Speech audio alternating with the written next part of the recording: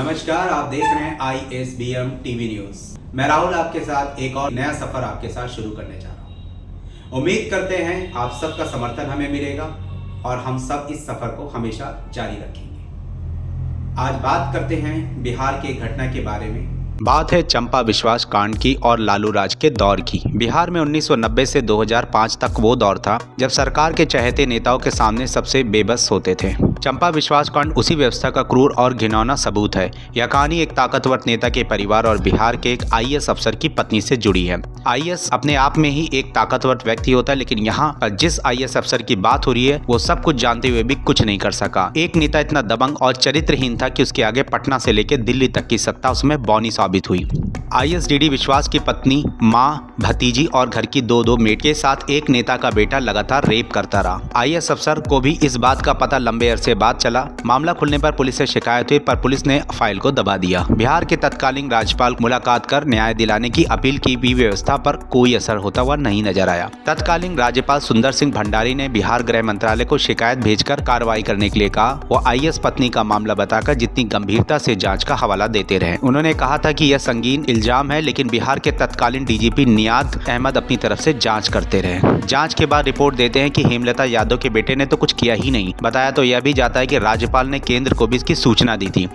दरअसल 18 जुलाई 1990 को 1982 के बैच के IAS अधिकारी DD विश्वास की शादी चंपा विश्वास से होती है।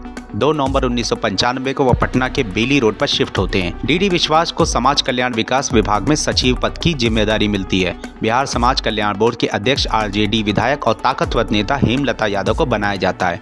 आवास भी हेमलता यादव और DD विश्वास को बिल्कुल पास में ही अलॉट होता है।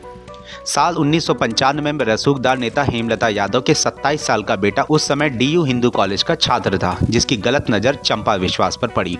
नेता का बेटा उसके बाद चंपा को हवस का शिकार बनाने की मुहिम में जुट गया। IAS की पत्नी से रेप की शुरुआत की कहानी 7 सितंबर 1995 को शुरू होती है, जब एक दिन अचानक हेमलता यादव घर में मौजूद थी। उसका फोन IAS की पत्नी चंपा के पास आता है, तो वह फोन पर कहती है कि नौकर की हालत खराब है, कुछ सहयोग करने के लिए घर पर आ जाओ। चंपा जैसे ही हेमलता के घर पहुंचती है, वो उन्हें एक कमरे में ले जाती है और झट से बाहर का दरवाजा बंद कर देती है। कमरे के अंदर हेमलता का बेटा मृत्युंजय चंपा से जबरन रेप करता है। यह सब उस समय होता है जब कुछ RJD नेता उसी दौरान हेमलता के घर पर मौजूद थे। सभी के सभी इस घटना पर हंसते रहे। रेप के बाद हेमलता यादव चंपा को धमकी देती है, इस घटना की जानकारी किसी को भी मत देना। यही रेप की घटना के बाद जुर्म में बदल जाती है। इसके बाद मृत्युंजय यादव बार बार ऐसा करता है। वो जब चाहे चंपा के घर पहुंचकर रेप कर देता है। मृत्युंजय न केवल चंपा का रेप करता है, बल्कि उनकी भतीजी को भी अपनी हवस का शिकार बनाता है। अलग अलग समय में IAS की 2 नौकरानियों से भी रेप करता है। नौकरशाह के आवास पर उनकी मां पर भी हाथ डालता है।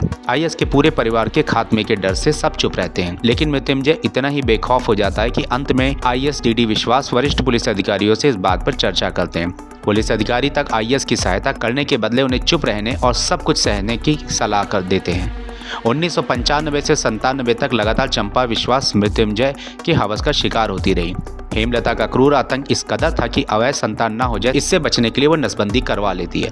यह मामला पब्लिक डोमेन में तब आया जब 1997 में चंपा विश्वास इस मामले की लिखित में पुलिस को सूचना देती है, लेकिन पटना पुलिस उनकी शिकायत पर कुछ नहीं करती है। इस मामले में सबसे ज्यादा तूल तब पकड़ा जाता है जब बिहार में विपक्ष और BJP नेता सुशील कुमार मोदी ने प्रेस कॉन्फ्रेंस कर चंपा विश्वास कांड पर खुलासा कर सबको चौंका दिया। उन्होंने आरोप लगाया कि बिहार में जंगल राज है, एक IAS अफसर का परिवार महफूज नहीं है, कानून व्यवस्था चौपट है। उन्होंने आरोप लगाया कि यह कौन सा समाज है जिसमें IAS अफसर की पत्नी की आबरू भी सुरक्षित नहीं है। रेप का सिलसिला जारी रहता है और एक दिन एक ऐसा आता है जब चंपा विश्वास और उसके IAS पति बिहार के तत्कालीन राज्यपाल के पास पहुंचते हैं, उनसे मदद की गुहार लगाते हैं। राज्यपाल की पहल पर 1997 में मृत्युंजय को गिरफ्तार कर लिया जाता है। हेमलता यादव फरार हो जाती है। मामला मीडिया में सुर्खियों में बना रहता है। 2 महीने तक हेमलता फरार रहती है। 2 महीने बाद हेमलता ने सरेंडर कर दिया। 5 साल बाद मृत्युंजय और हेमलता 3 साल तक जेल में रही।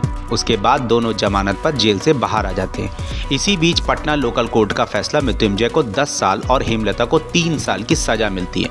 चूँकि हेमलता पहले ही 3 साल जेल में रह चुकी थी, इसलिए हेमलता को दोबारा जेल जाने की जरूरत नहीं पड़ी। उम्मीद करते हैं हमारे द्वारा दी गई जानकारी से आप पूरी तरह संतुष्ट होंगे और अधिक जानकारी के लिए देखते रहिए ISBM टीवी न्यूज़। साथ ही हमारे YouTube चैनल को लाइक और सब्सक्राइब अवश्य करें तथा बेल आइकन को प्रेस करना बिल्कुल ना भूलें, ताकि वीडियो की नोटिफिकेशन सबसे पहले आप तक पहुंचती रहे। धन्यवाद।